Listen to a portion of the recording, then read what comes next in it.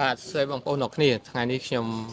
ជាមួយលោកចំណានជជែកតាក់ទងនឹងការប្រើប្រាស់ AI ណាអញ្ចឹងឬក៏យើងហៅថាបញ្ញាសិប្បនិម្មិតមែនទេក្នុងភាសាខ្មែរអញ្ចឹងប្រហែលជាបងប្អូន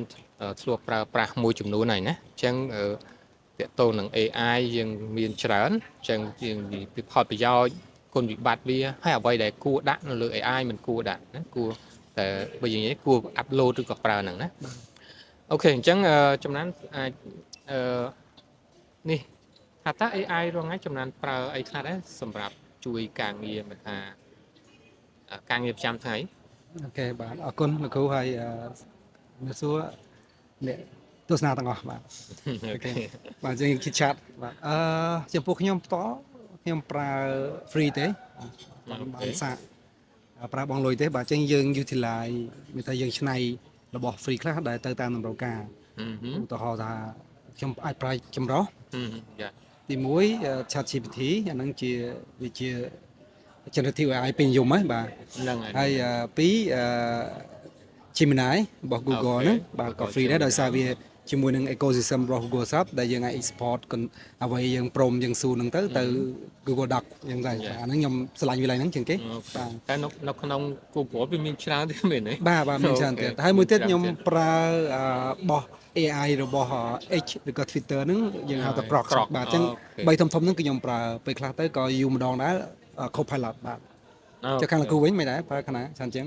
អូខេការ explore ដំបូងយើង explore ច្រើននៅលើវាហ្នឹងតែមួយរយៈក្រោយខ្ញុំនៅលើ chat GPT ច្រើនបាទខ្ញុំតម្លើង app តម្លើងអីទៅហើយដោយសារអញ្ចឹងទេហេតុអីបាន move មក chat GPT ច្រើនដោយសារកាលនៅខ្ញុំប្រើ Google កាលវានៅគេហៅ beta ឬក៏ experiment វាលទ្ធផលវាអូខេច្រើនបាទដល់ពេលវាឡើងទៅជាមាន subscription advance payment ដល់ពេលយើងប្រើ free វាអ្វីដែលវាឆ្លើយហាក់ដូចជាអត់សូវ satisfy ហ្នឹងហើយវាលក្ខណៈឆ្លើយអត់សូវត្រូវអត់សូវ satisfy យើងបើពេលយើងទៅសួរជាមួយ chat GPT វាលក្ខណៈឆ្លើយមកចំដល់ពេលអញ្ចឹងយើងខាញ់មូតនឹងច្រើនអញ្ចឹងណាកន្លែងហ្នឹងក៏ខ្ញុំចំណាប់អារម្មណ៍ដែរព្រោះពីមុនខ្ញុំប្រើតែហ្នឹងហ្មងអូខេគេមិនណាយរហូតដល់ពេលវាចាប់ដល់ចេញសេវាកម្មបងលុយមក free មកfree paid មកទៅហើយមាន model ច្រើនទៀតដល់ពេលយើងវាមាន model ច្រើនទៀតហើយយើងប្រើសាកមើលទៅវាដូចលាក់ដូចគ្រូឡើងអញ្ចឹងបាទអញ្ចឹងក៏ខ្ញុំសួរតាម្ដងពីចាំហើយខ្ញុំ export វាយកទៅ Google Doc ទៅដើម្បីសួរយើង document ទុកអញ្ចឹងណាអូខេនៅក្រៅពីនេះខ្ញុំក៏ធ្លាប់ប្រើ Copilot ហើយនឹងនេះGrok ដែរមួយរយៈក្រោយក៏ explore Grok ដែរឃើញថា Grok នៅឥឡូវនៅ beta មិនទាន់លក់ទេអញ្ចឹងឃើញថាវាការសរសេរកូដអីភាគច្រើនយើងសួរតាក់ទងកូដគឺវាឲ្យយើងបានច្បាស់ល្អខ្ញុំអញ្ចឹងវាប្រហាក់ប្រហែលនឹងយើងដូច Chat GPT វាlàm song គ្នាអញ្ចឹងវាជួយច្រើនណាបើយើងនិយាយទៅការប្រើប្រាស់វាជួយការងារយើងច្រើនមែនឬក៏យ៉ាងម៉េចដែរបើគិតពីវិជ្ជមានយើងប្រើក្នុងនៃវិជ្ជមានគឺវាជួយយើងច្រើនដោយសារវាជាឧបករណ៍មួយដូចខ្ញុំតែងតែលើកឧទាហរណ៍ថាពីមុនយើងសរសេរលើក្តារខៀនពីក្តារសុទ្ធដីសអញ្ចឹងណាឥឡូវសរសេរលើក្រដាស់មានប៊ិចមាននៃខ្មៅដៃស្អាតហើយបច្ចុប្បន្ននឹងប្រើ LCD ទេលេខ LCD ហើយឬក៏អី smart board smart board ហើយយើងមកដល់ប្រើជា link ជាមួយនឹង computer ហ្នឹងបាទឥឡូវយើងគាត់ថាមិនបាច់ទេ generative AI គាត់ដាក់ prompt វាចូលទៅវាជួយឲ្យអញ្ចឹងសំខាន់យើងប្រើវាកម្រិតណាបាទហើយអ្វីដែលយើងគួរឬក៏មិនគួរបាទតិចយើងនិយាយគ្នាមែនទេបាទពាក់ព័ន្ធសំខាន់ពាក់ព័ន្ធអ្វីដែលយើងមិនគួរប្រើដាក់ចូលឬក៏យើង input ចូលទៅសួរវាណាបាទហើយពិសេសទៅលើកម្មវិធីមួយចំនួនទៀតដែល free ខ្លះយើងឃើញថាខ្ញុំឃើញយើងខ្លះគាត់ចែករំលែកពាក់ព័ន្ធនឹងការប្រើ free នេះបាទនោះប៉ុន្តែសំខាន់ថាតើយើងយល់ស្វែងយល់កម្រិតណាតើមានហានិភ័យខ្លះបើសិនបើយើងអត់បានសិក្សាមើលប្រវត្តិកម្មវិធីនឹងឲ្យលំបាត់អញ្ចឹងណាអូខេហ្នឹងហើយអញ្ចឹងក៏មានគេលើកឡើងដែរថាយើងចេះតែ connect Gmail connect អីទៅប្រយ័ត្នបាត់ account បាត់អី YouTube channel អីហើយអញ្ចឹងទៅអញ្ចឹងណាអញ្ចឹងពេលខ្លះវាតកតងនឹងការ trust ទៅលើហ្នឹងថាបានកម្រិតណាអញ្ចឹងអាហ្នឹងការប្រើប្រាស់យើងត្រូវជាស្វែងយល់ឬក៏ប្រើ email ណាដែលយើងបង្កើតមួយសម្រាប់តានឹងហ្មងអញ្ចឹងទៅក៏មួយយ៉ាងដែរ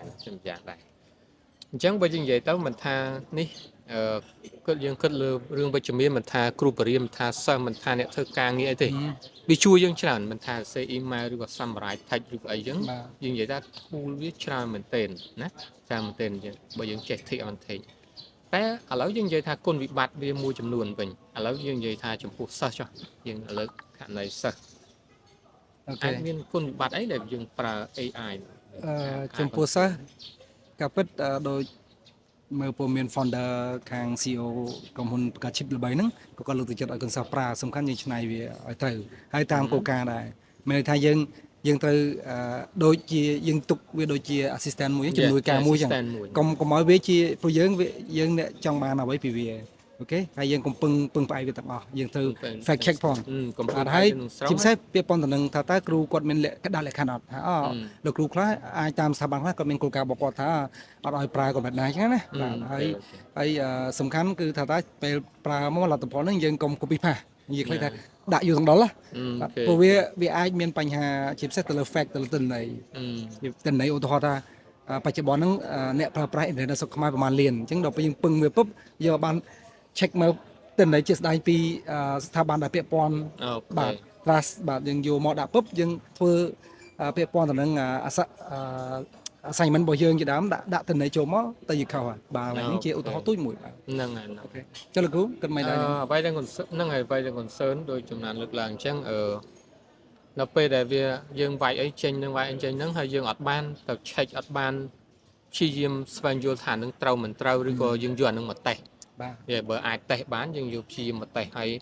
យើងព្យាយាមធ្វើម៉េច make own version របស់យើងឧទាហរណ៍តើតួ assignment ឬអីយើងស្រង់ជាចំណុចសំខាន់ key phrase មួយចំនួនតែកុំ copy ទាំងស្រុងអាហ្នឹងអញ្ចឹងវាជួយឲ្យយើងមានគេហៅថា critical thinking ក៏ដូចជាការច្នៃប្រឌិតណាការច្នៃប្រឌិតបន្ថែមកុំទាំងស្រុងយើងអាចមើល AI ស្រង់ពី AI បន្តិចស្រង់ពីអាចមើល Google បន្តិចឬក៏អីហ្នឹងហើយដើម្បី verify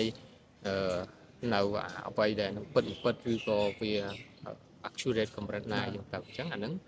នេះបើពឹងវាសុទ្ធគឺថ្ងៃក្រោយគឺអត់វាគឺចប់ហើយបាទ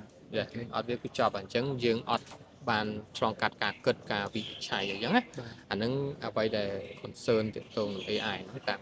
ការប្រើប្រាស់ AI មិនជាពិសេសក្មេងៗដែលគាត់អត់សូវមាន experience ឬអីអញ្ចឹងទៅចាប់ដើមមកប្រើហ្នឹងតែម្ដងអញ្ចឹងវាបាត់នៅការគេហៅ critical thinking បាទដូចយើងថតពីលើមុនបើគិតលេខពីមុនយើងរៀនគិតពី1 + 1 ស្មើ2ដល់ពេលយើងចេះពី basic កម្រិតហ្នឹងទៅដល់ពេលយើងដល់ថ្នាក់ដល់ចំណុចមួយយើងអាចប្រើប្រាស់ Casio បានហើយអញ្ចឹងបាទហ្នឹងណាបាទខ្ញុំគិតដូចគ្នាដែរយើងកុំពឹងវាទាំងអស់ពេកបាទហើយយើងត្រូវចេះច្នៃវាបាទហ្នឹងអូខេហើយ yes អញ្ចឹងបែកមកតាក់ទងជាមួយនឹងអ្វីដែលមិនគួរដាក់នៅលើ AI ព្រោះធម្មតាយើងប្រើទៅវានឹងយកទៅក្នុង system របស់វាយកទៅ train data វាធ្វើម៉េចឲ្យAI កាន់តែល្អប្រសើរកាន់តែអីចឹងមើលចំណានគិតថាគួរអ្វីដែលមិនគួរដាក់នៅលើ AI អូខេ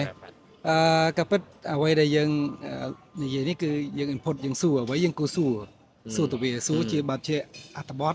តិចបាត់ការសរសេរឬក៏បាត់ជារូបភាព